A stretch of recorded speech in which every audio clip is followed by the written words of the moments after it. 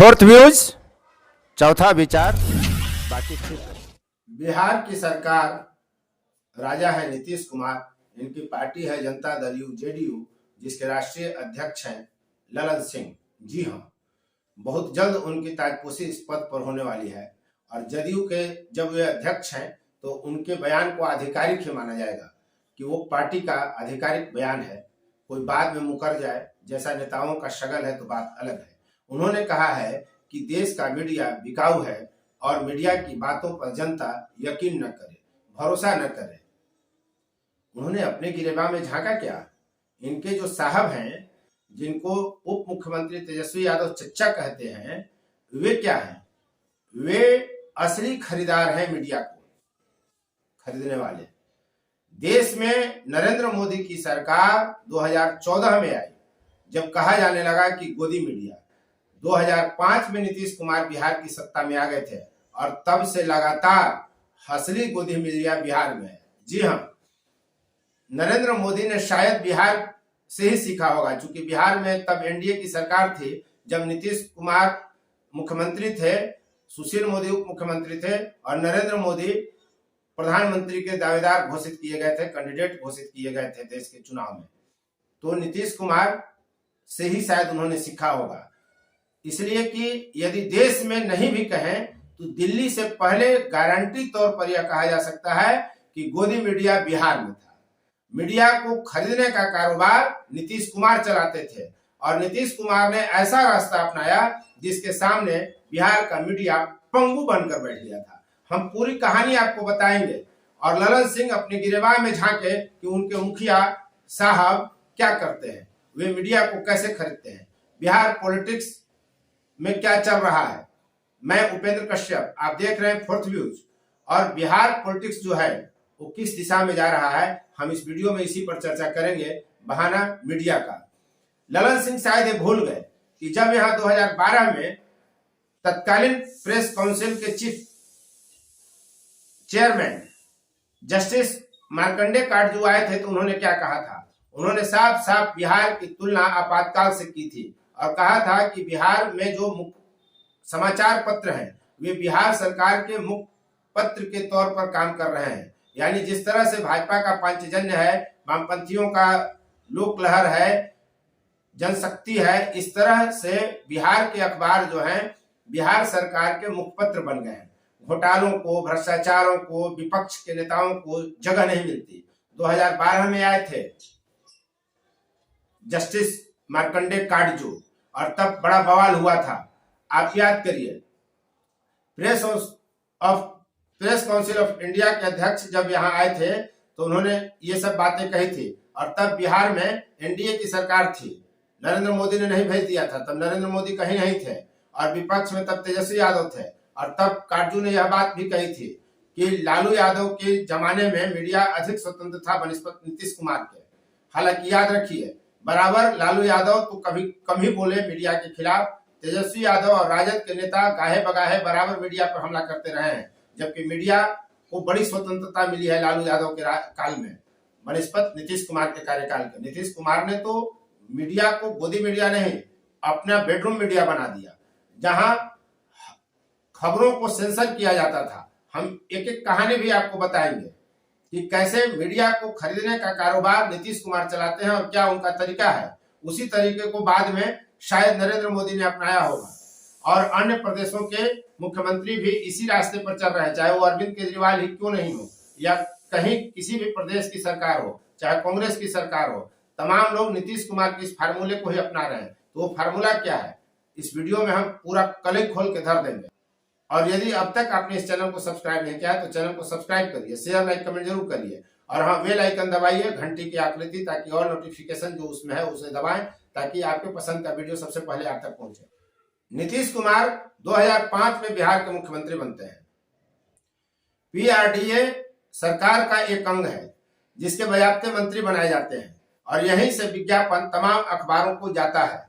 नीतीश कुमार के मुख्यमंत्री के रूप में जन्म लेने से पहले स्थिति यह थी लालू के राज में कि ब्लॉक का रिपोर्टर, अनुमंडल का रिपोर्टर, जिला का रिपोर्टर तक अपने संबंधित कार्यालयों से विज्ञापन ले लेता था, चाहे वो सैरातों की बंदोबस्ती का विज्ञापन हो, चाहे नगर निकायों का विज्ञापन हो, पंचायत चुनाव का विज्ञापन हो, विधानसभा चुनाव का विज्ञापन हो, लोकसभा चुनाव का विज्ञापन हो, वहां से स्थानीय पत्रकार इसे लेते थे।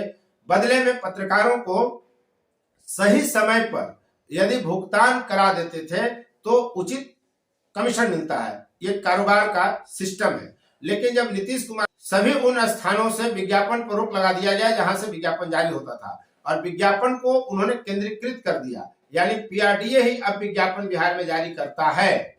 और बड़ी विचित्र स्थिति है, नेता कितना चालाक होता है इसको समझिए। जब मार्कंडे काटजू ने बयान दिया तो नीतीश कुमार ने सफाई दी थी और कहा था कि उनको पता होना चाहिए, वो गलत नंबर डायल कर गए। बिहार में सालों साल से विज्ञापन की नीति नहीं बदली है। अरे भैया, 2005 में आपने नीति बना ही दिया, 2012-13 में उनसे आपका विवाद होता है और आप कहते हैं कि सालों साल से नीति नहीं बदल गई। लालू प्रसाद यादव वाली नीति आपने क्यों बदल दी? अपने लाभ के लिए।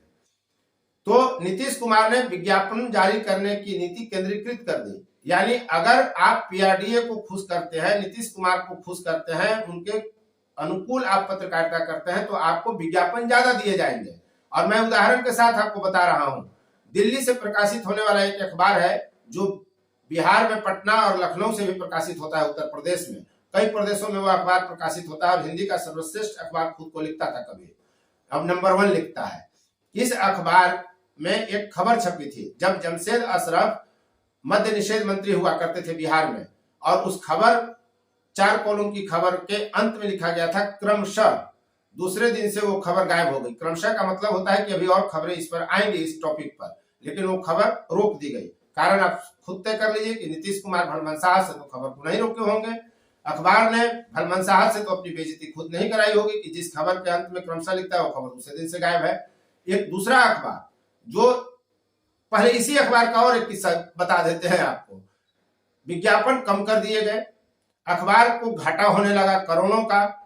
दिल्ली के संपादक पटना आते हैं नीतीश कुमार से मिलने, और जानते हैं कई घंटों तक संपादक नीतीश कुमार से मिलने की प्रतीक्षा में बैठे रहे और नीतीश कुमार नहीं मिले। अखबार क्या करेगा? कौन सा अखबार का मालिक अपना घाटा उठाएगा? या किसी भी कारोबार का जो सुप्रीमो है, जो उसका लीडर है, जो उसका मालिक है, वो घाटा सहने के लिए कोई धंधा थोड़ी करता है। तो यहाँ भी मामला वही था। लास्ट में एक पार्टी के सुप्रीमो के साथ उस अखबार के सुप्रीमो की बातचीत कराई गई और हस्तक्षेप हुआ तो मामला पटाक्षेप हुआ। दूसरा एक और अखबार का हम उदाहरण आपको देते हैं। बिहार, दिल्ली, यूपी और कई प्रदेशों में प्रकाशित है, खुद को दुनिया का नंबर 1 अखबार यह बताता है। उसमें भी एक पत्रकार थे जिन्होंने बिहार सरकार के कारनामों को उजागर करना शुरू किया था। उन पत्रकार महोदय को बिहार से जंगल में भेज दिया गया, बिहार से स्थानांतरित कर दिया गया आने वाले चुनाव के समय। और फिर क्या हुआ? वर्ष 2010 में उस अमुक पत्रकार को बिहार से ट्रांसफर कर दिया गया था और जंगलों में खाक छानने के लिए भेज दिया गया था। फिर जब चुनाव हुए तो चुनाव के समय उनकी वापसी हुई बिहार में, और फिर उनको बिहार से बाहर जाना पड़ गया और अंततः शांत हो जाना पड़ा। यह किसकी ताकत थी? ये विज्ञापन की ताकत थी। अखबार खरीदने का ये फार्मूला है। कोई पत्रकार को पॉकेट में 500 और 5 लाख 5 करोड़ रुपए देकर नहीं खरीदता। अखबारों को इस तरीके से खरीद लिया जाता है। यह नीतीश कुमार ने सिखाया है इस देश को। तीसरी घटना हम आपको बताते हैं। बिहार के एक चर्चित कार्टूनिस्ट हैं जिन पर शोध होते हैं, पीएचडी होता है। उनके कार्टून लोगों को काफी प्रभावित करते हैं। लालू यादव के खिलाफ न जाने कितने कार्टून बनाए, और जब लालू यादव के यहाँ वो जाते थे तो लालू यादव पुत्रवत स्नेह उनको देते थे और मानते थे और कहते थे तुम जो हो ना हमको बर्बाद करके धर दिया। चारा घोटाला से लेकर तमाम घोटालों पर लालू पर एक से एक उस कार्टूनिस्ट ने कार्टून बनाया, लेकिन लालू यादव ने कभी उनको पूरे भी नहीं बोला, कभी उनके खिलाफ कार्रवाई नहीं की। आज स्थिति यह है उस कार्टूनिस्ट की कि सत्ता विरोधी जब कार्टून बनाए जाते हैं तो अखबार में सेंसर हो जाते हैं। अब वे कार्टूनिस्ट फेसबुक पर, अपने सोशल मीडिया पर वैसे कार्टून को जारी करते हैं जो वे बनाते तो हैं लेकिन अखबार उनको सेंसर कर देता है। तो अखबार कैसे खरीदे जाते हैं अब आप समझ गए होंगे। नीतीश कुमार ने अखबार खरीदने का बहुत बढ़िया तरीका इजाद किया था और शायद काटजू ने इसीलिए कहा था कि मीडिया संस्थानों को प्रभावित करने के लिए, अपने अनुकूल बनाने के लिए कई तरह के हथकंडे नीतीश कुमार अपनाते हैं। क्या गलत कहा था? आज यही ललन सिंह कह रहे हैं कि मीडिया बिकाऊ है और इनकी बातों पर भरोसा नहीं करें। भरोसा तो तब भी नहीं करते हैं जब आपके अनुकूल खबरें नहीं होती हैं। जब प्रतिकूल खबरें चल रही होती हैं तो आप उस पर भरोसा नहीं करते, लोगों को कहते हैं कि ये सब झूठ है, और जब वो सच हो जाता है तो मुंह लुका के, चद्दर ओढ़ के, कंबल ओढ़ के, बोरा ओढ़ के मुंह छुपा लेते हैं। ये नेताओं का चाल चरित्र और चेहरा हो गया है। तो बिहार में जो पॉलिटिक्स चल रही है उसमें इसका क्या मायने है? क्या बिहार ने नहीं सिखाया देश को कि हम कैसे अखबारों को नियंत्रित करेंगे, कैसे मीडिया संस्थानों को नियंत्रित करेंगे?